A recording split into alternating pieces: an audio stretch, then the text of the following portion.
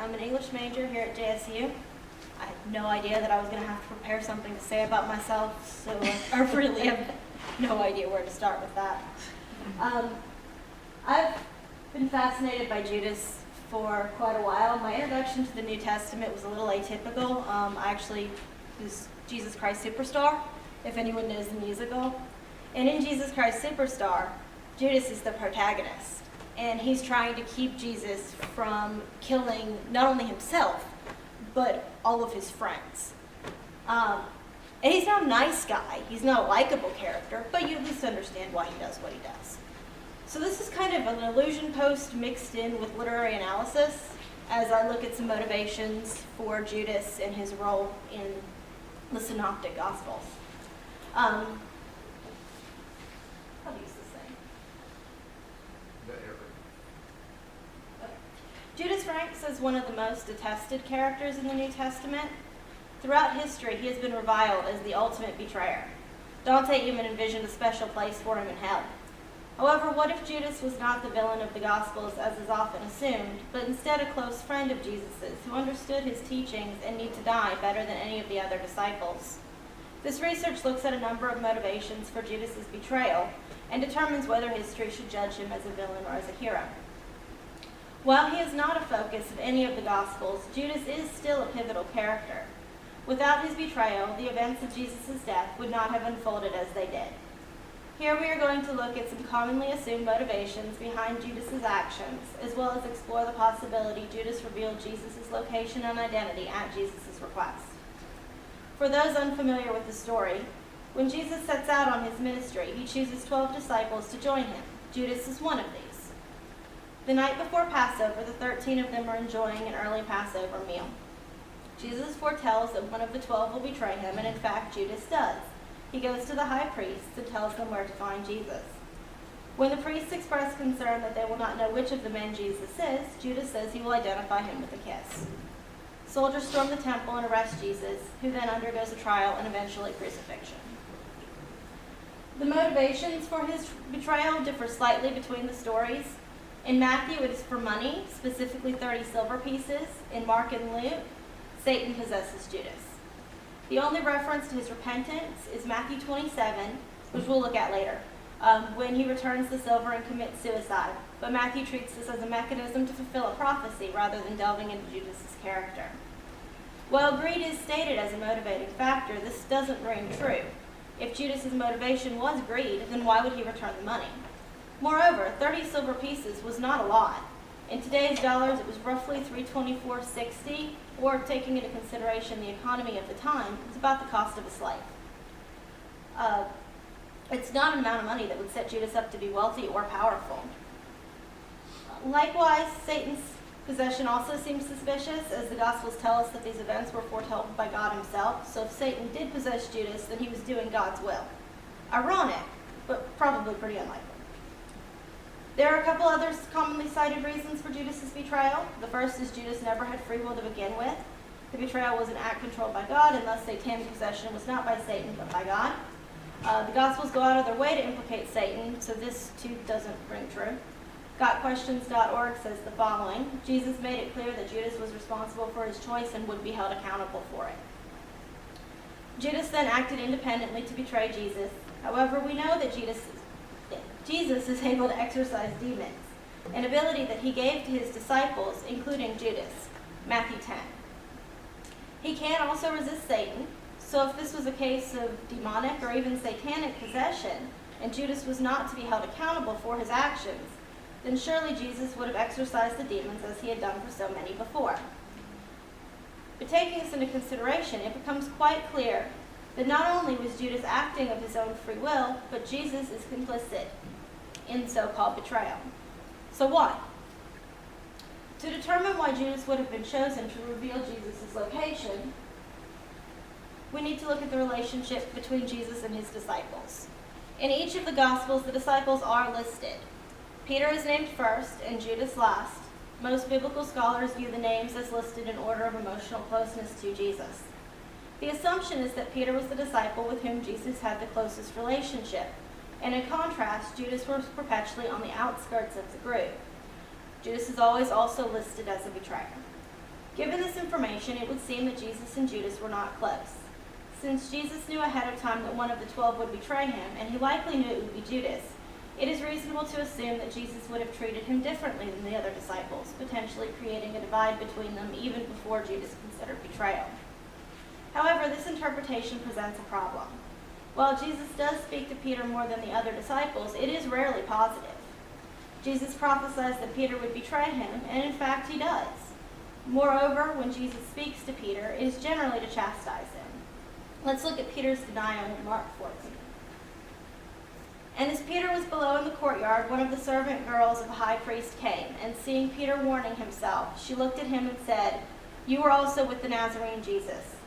But he denied it, saying, "I neither know nor understand what you mean."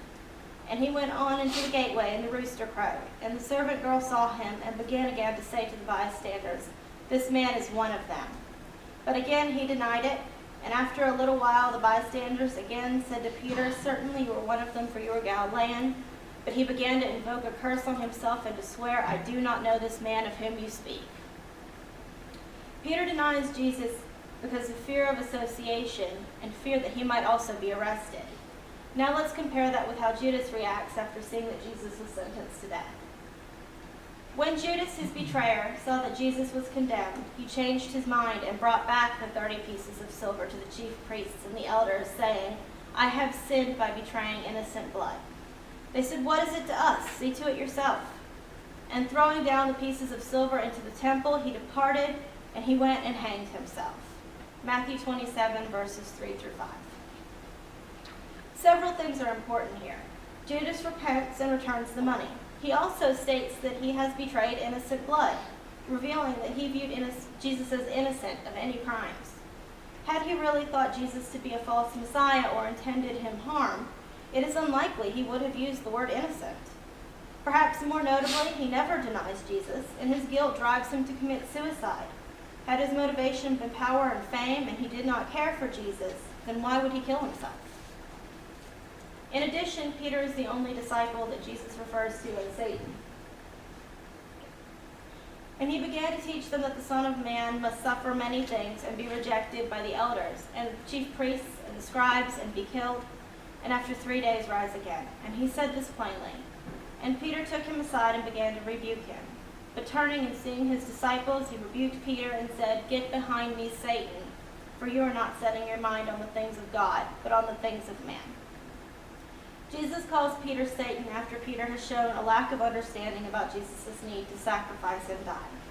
We've seen that Peter denies Jesus in an attempt to protect himself and has difficulty understanding Jesus' teachings. These are not actions that reveal relative closeness. So then what does the order of the disciples tell us? BibleInfo.com lists the hometown history of all the disciples. According to that, here's a map of the area of time. I'm not sure where it went.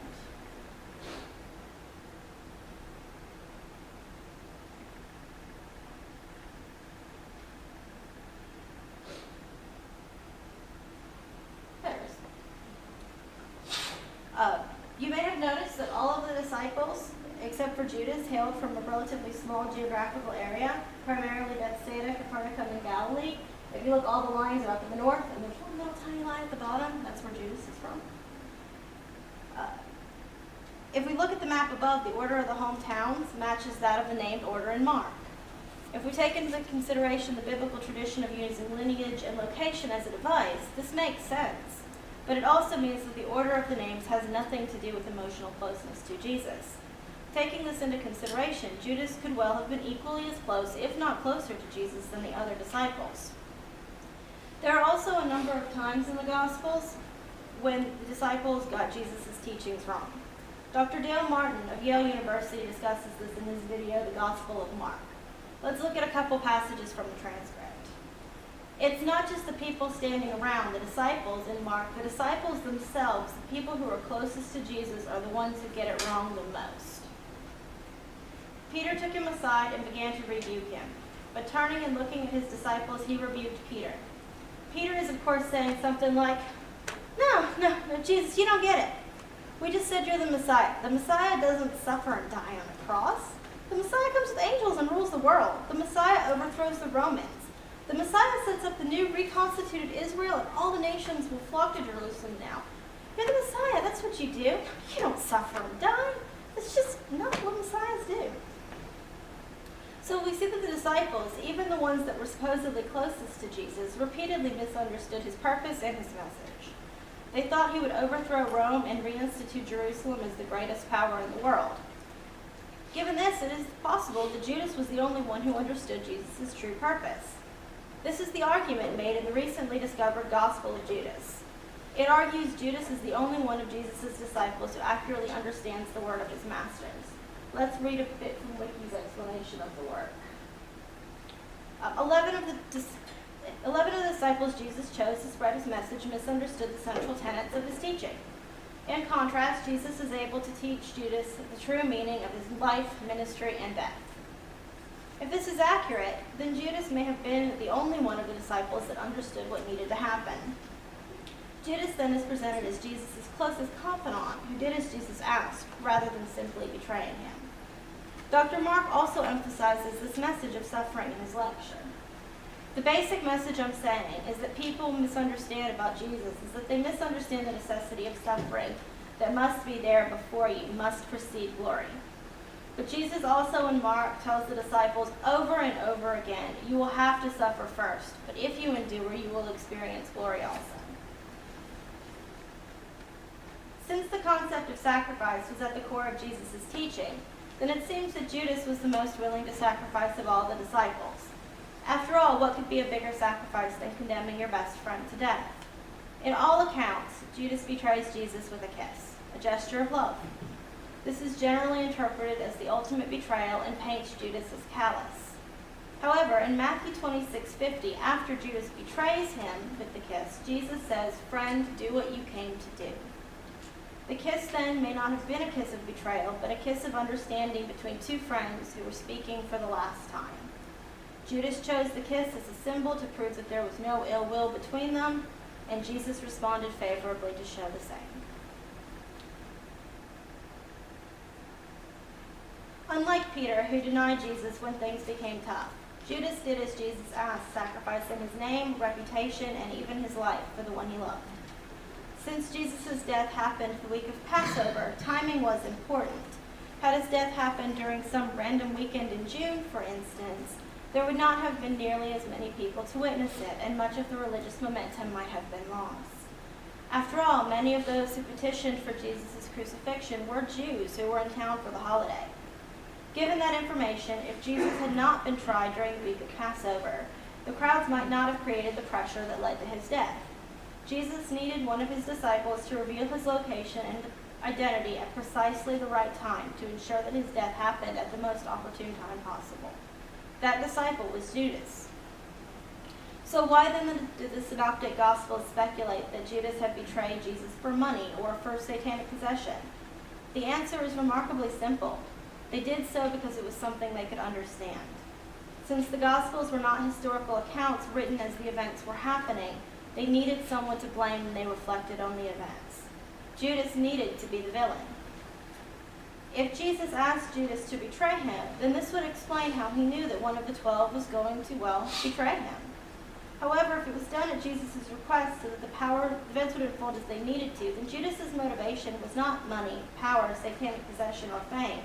It was the ultimate proof of both faith and friendship. However, his suicide reveals his humanity. Even if he did as he was asked, he ultimately could not live with the grief of causing his friend's death.